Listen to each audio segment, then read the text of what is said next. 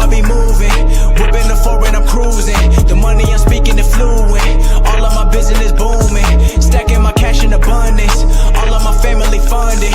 Finally got what I wanted. Life is amazing, I love it. Everyone know that I run it. Yeah, look at me now, I came up. I've been thinking back then when I almost gave up on the game cause I never got in my way. Yo les postos, c'est Sacha, bienvenue dans cette nouvelle vidéo Mercato. Et on commence avec Christophe Galtier, courtisé par l'Olympique de Marseille si André Villas-Boas venait à quitter le navire. Le technicien des Dogs s'est entretenu à ce sujet avec son président. Quelques heures après son entrevue avec Gérard Lopez, l'intéressé a répondu au potentiel intérêt de l'OM. L'Olympique de Marseille vacille en interne. Jeudi dernier, le président olympien Jacques-Henri Hérault recevait André Villas-Boas pour un entretien au sommet. Lors de cette entrevue, Hérault a annoncé à son entraîneur le futur départ d'Andoni Zubizarreta, une information qui a provoqué le courroux du technicien portugais. Villas-Boas a en effet toujours conditionné son avenir à l'OM au destin de son directeur sportif. Irrité par la décision du président Hérault, André Villas-Boas a quitté la France pour rallier le Portugal. Avant cela, l'intéressé a pris soin d'informer son président qu'un départ devenait plus qu'envisageable. Entre-temps, le club olympien a officialisé le départ de Zubizarreta et tente par tous les moyens de retenir son coach. L'actionnaire majoritaire Franck McCourt s'est même positionné concrètement sur ce dossier sensible en souhaitant une prolongation d'André Villas-Boas, mais en parallèle, les autres sphères marseillaises prospectent pour dénicher un potentiel successeur au coach lusitanien. Plusieurs noms sont ainsi sortis du chapeau, comme Hervé Renard, Bruno Genesio ou encore Christophe Galtier. Christophe Galtier évoque une pure invention au sujet de l'OM. Le dernier cité recueillait même tous les suffrages à Marseille, mais au LOSC, Gérard Lopez surveille avec attention les futures démarches phocéennes dans ce dossier. Le président du club nordiste se serait déjà entretenu avec Galtier pour connaître sa position sur le sujet, et le technicien lillois a rassuré son président, se montrant d'une rare clairvoyance dans ses intentions. Après cette conversation téléphonique qui s'est déroulée en fin de semaine, Christophe Galtier a décidé d'intervenir en personne sur la scène médiatique. Dans un texto envoyé à la Voix des Sports, l'ancien entraîneur de l'AS Saint-Etienne a fait preuve d'une certaine fermeté dans son message où il cite « Ce n'est que ragot et pure invention ». Suffisant pour rassurer les amoureux du LOSC. Sous contrat jusqu'en 2021 avec les Dogs, Christophe Galtier est attendu au domaine de Luchin pour la reprise de l'entraînement le 11 juin prochain. Une prolongation restera-t-elle encore d'actualité? En tout cas, il faudra quand même suivre ce dossier, mais pas de Christophe Galtier en vue pour l'Olympique de Marseille. Et on passe au Paris Saint-Germain qui suit également la pépite Sergino Dest. Sergino Dest est un jeune homme courtisé. Le latéral ajacide de 19 ans, droitier, mais qui peut également évoluer à gauche, serait même sur les tablettes des plus grandes écuries européennes, alors qu'un intérêt du FC Barcelone était évoqué hier pour ce pur produit du centre de formation des Lanciers où il est arrivé en 2012. On apprend aujourd'hui que la formation catalane est loin d'être la seule dans la course.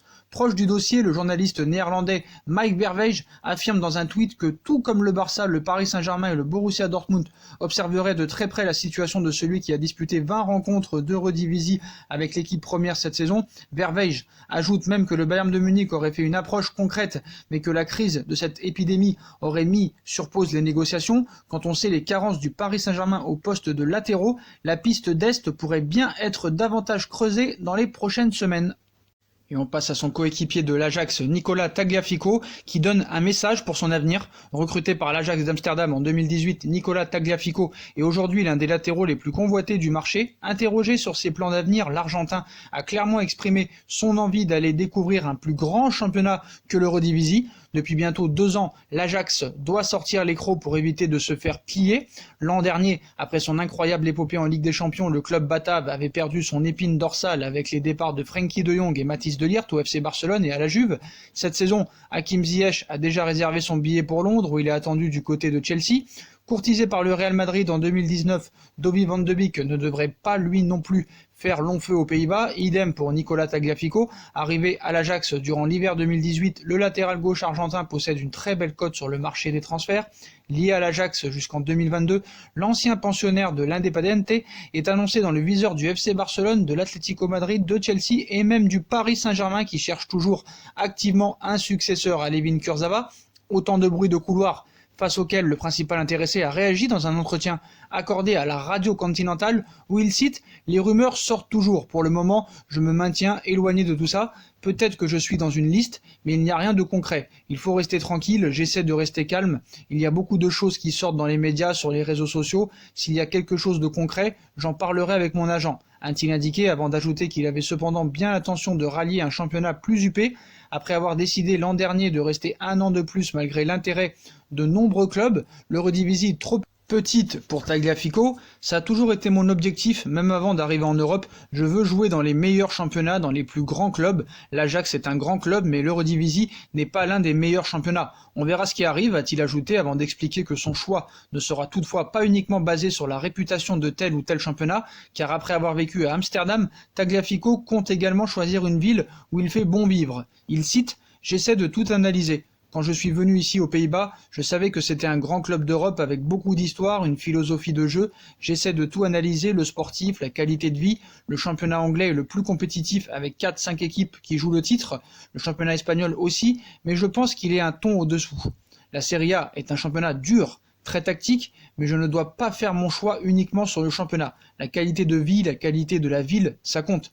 Avec le charme de la ville lumière, le PSG dispose d'un atout de poids en ce qui concerne la beauté d'une ville. Et on passe à l'information principale de la soirée, accord de principe entre le Barça et la Juve pour le transfert de Nelson Semedo.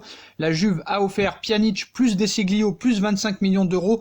Jorge Mendes finalise les derniers détails de son contrat. Mendes, son agent, a déjà les bases de l'accord définitif. Donc le FC Barcelone et la Juve auraient trouvé un accord pour leur drôle d'échange. Le Barça et la Juve auraient trouvé un accord pour que Miralem Pjanic débarque en Catalogne. Et il ne sera pas tout seul.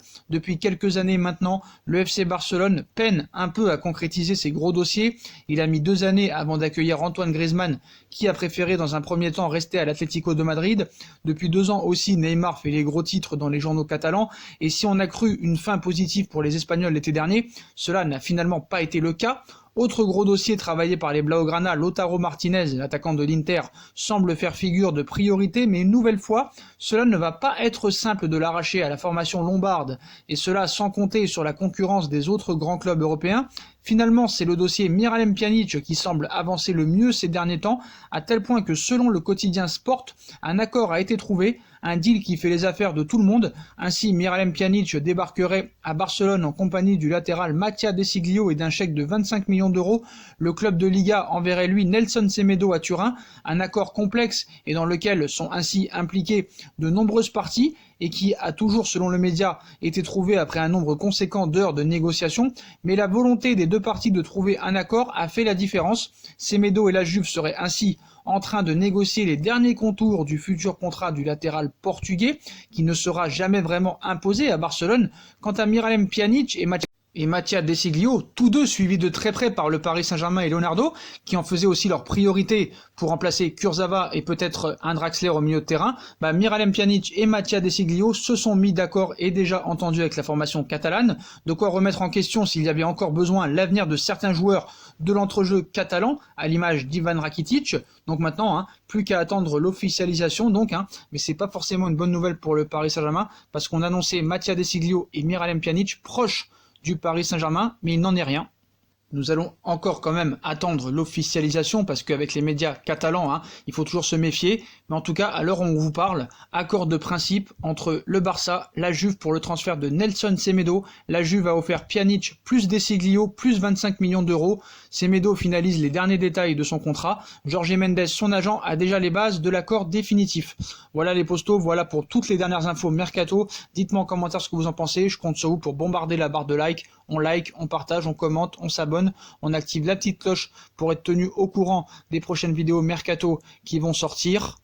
On me rejoint sur mes différents réseaux sociaux qui seront en bas de la page en description, en lien aussi avec le lien Utip, si vous voulez aider à faire évoluer la chaîne en regardant les pubs gratuitement ou en faisant un petit don. N'hésitez pas aussi à vous abonner à ma deuxième chaîne YouTube No Feeling. Voilà les postos, je vous souhaite à tous une très bonne nuit, une très bonne fin de soirée et à très vite pour une nouvelle vidéo les postos. Tchuss.